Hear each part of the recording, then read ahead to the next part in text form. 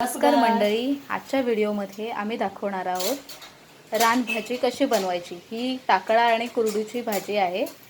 ही बारीक कापून नंतर त्यामध्ये मीठ टाकून व्यवस्थित चुरून घे। स्वच्छ धुतल्यानंतर आपण ही फोडणीला टाकू। बरं, तर आता आपण फोडणीला कुठलं साहित्य घ्यायचं ते बघू। आई काय काय टाकणार आहे? लसूण टाकलेली आहे आणि दुसरं आपण थोडंसं तेल घेतलेलं आहे। 2 ते 3 चमचे तेल घेतलेलं आहे, छोटा चमचा। आणि याच्यामध्ये लसूण टाकलेली आहे।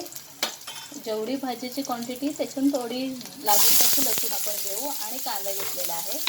कांदा किती? एक कांदा आम्ही घेतलेला आहे। आता ही फोडणी व्यवस्थित शेकून घेऊ।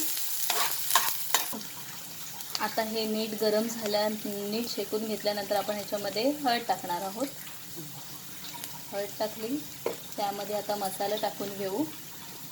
हा कोकणी मसाला आहे।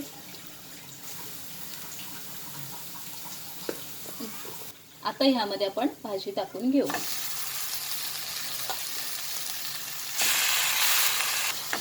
आता हे व्यवस्थित ढवळून घेऊ। त्यानंतर मग कसं पुढे करायचं? मीठ चवीनुसार आपण मीठ टाकून घेऊ यामध्ये। आता यामध्ये आपण बारीक केलेलं खोबरं टाकणार आहोत। हे ओलं खोबरं आहे, व्यवस्थित भाजून त्याची पावडर केलेली आहे।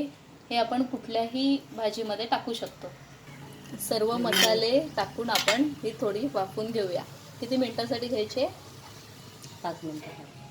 5 मिनिटासाठी, ओके। आता ही मसाल्यामध्ये 5 मिनिटं मुरलेली आहे। आपण आता ही 20 ते 15 मिनिटं आपण शिजवून ठेवू। ही बघा, भाजी ही अर्ध्या तास शिजवल्यानंतर ही अशा पद्धतीने दिसणार। पूर्ण कलर हिचा चेंज झालेला आहे। आता आपण हे एका भांड्यामध्ये काढून घेऊ। तर मंडळी, अशा सोप्या पद्धतीने आपली ही रेसिपी ही तयार आहे। टाकळा आणि कोरडूची भाजी नक्की घरी तुम्ही ट्राय करा आणि आम्हाला कमेंटवर कळवा। ही भाजी तुम्ही भाकरी किंवा चपातीसोबत देखील खाऊ शकता।